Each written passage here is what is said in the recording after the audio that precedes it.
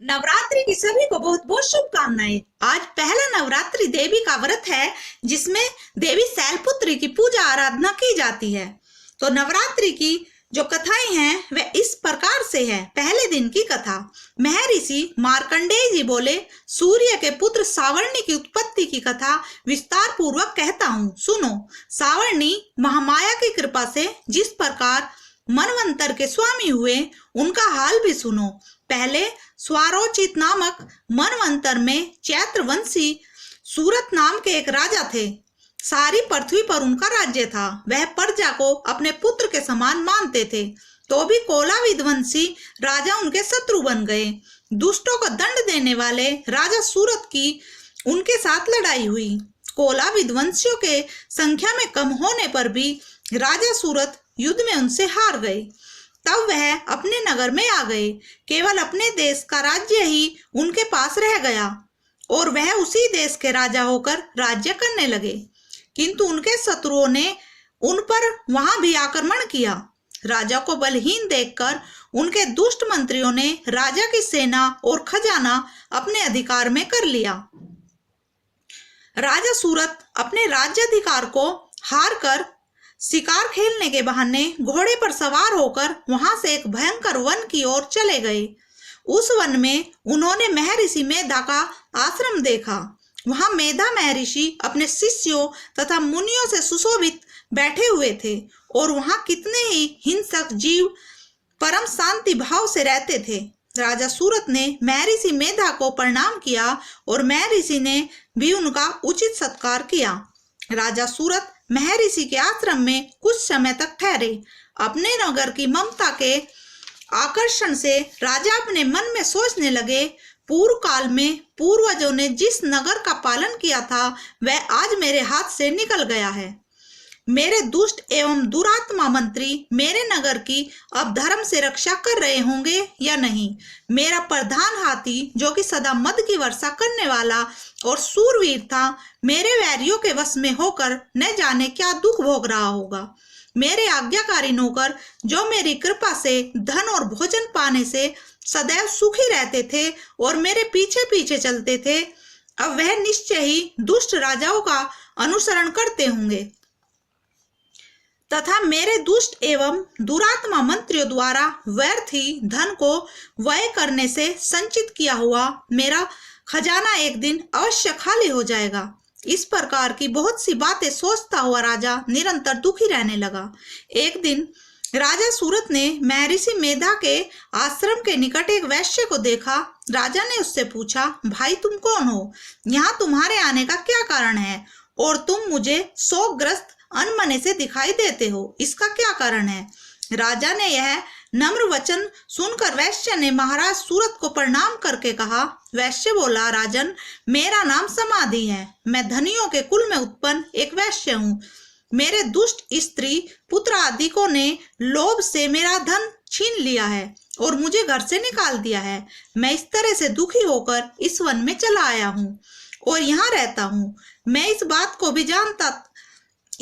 को भी नहीं जानता कि अब घर में इस समय सब कुशल है या नहीं। यहाँ मैं अपने परिवार का आचरण संबंधित कोई समाचार भी नहीं पा सकता कि वह घर में इस समय कुशल पूर्वक है या नहीं। मैं अपने पुत्रों के संबंध में यह भी नहीं जानता कि वह सदाचारी हैं या दुराचार में फंसे हुए हैं।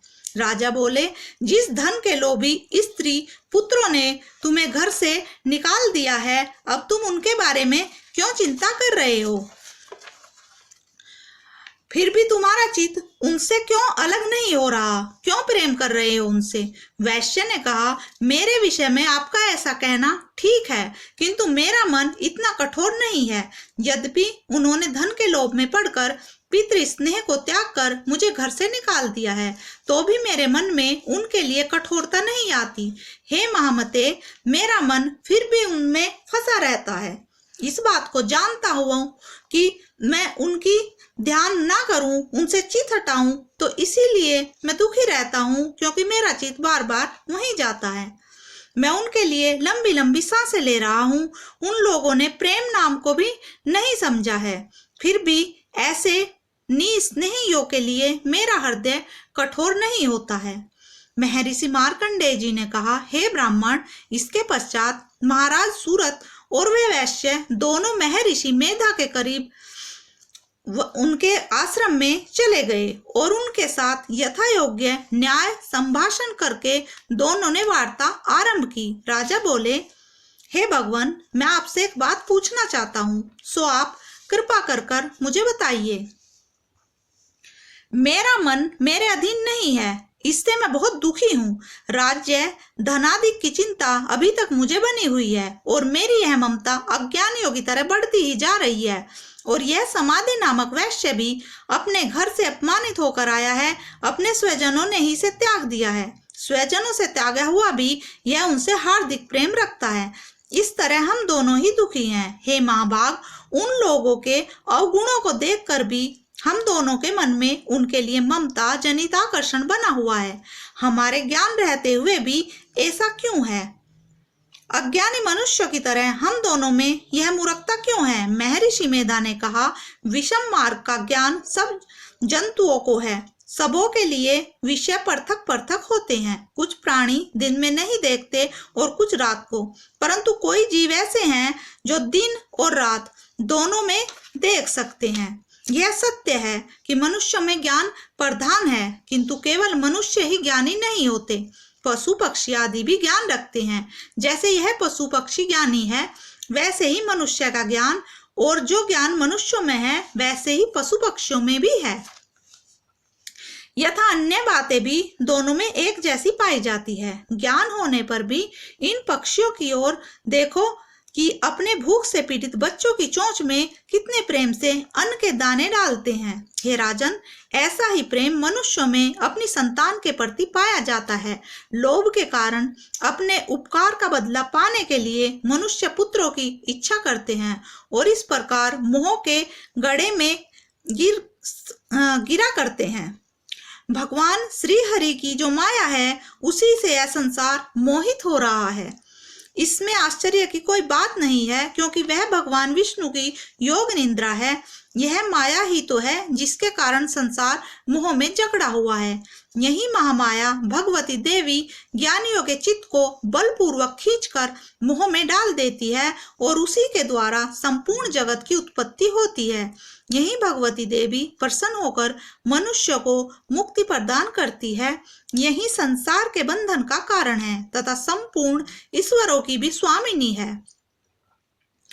महाराज सूरत ने पूछा, भगवान, वह देवी कौन सी है जिसको आप महामाया कहते हैं? हे ब्राह्मण, वह कैसे उत्पन्न हुई और उसका कार्य क्या है? उसके चरित्र कौन कौन से हैं? हे प्रभु, उसका जैसा प्रभाव हो, जैसा स्वरूप हो, वह सब भी कृपा कर हमसे कहिए, मैं आपसे सुनना चाहता हूँ। महर्षि मेधा बोले, राजन, वह देवी तो नित्य स्वरूपा है, उसके द्वारा यह संसार रचा गया है, तब भी उसकी उत्पत्ति अनेक प्रकार से होती है। वह सब आप मुझसे सुनो। वह देवताओं का कार्य सिद्ध करने के लिए प्रकट होती है। उस समय वह उत्पन्न हुई कहलाती है। संसार को जल में करके जब भगवान विष्णु योग निद्रा का आश्रय लेकर शेष शैया पर सो रहे थे, तभी मधुकैटव नाम के दो असुर उनके कान के मैल से प्रकट हुए और वह श्री ब्रह्मा जी को मारने के लिए तैयार हो गए। श्री ब्रह्मा जी ने जब उन दोनों को अपनी ओर आते हुए देखा, यह भी देखा कि भगवान विष्णु योग निद्रा का आश्रय लेकर सो रहे हैं, तो वह उस समय श्री भगवान के जगाने के लिए उनके नेत्रों में निवास करने वाली योग निद्रा की स्तुति करने लगे। श्री ब्रह्मा जी ने कहा, हे देवी, तुम ही स्वाहा, तुम ही स्वदा और तुम ही वष्टकार हो, स्वरा हो। इससे आगे की कथा कल की वीडियो में आप देख सकते हैं। देखने के लिए धन्यवाद।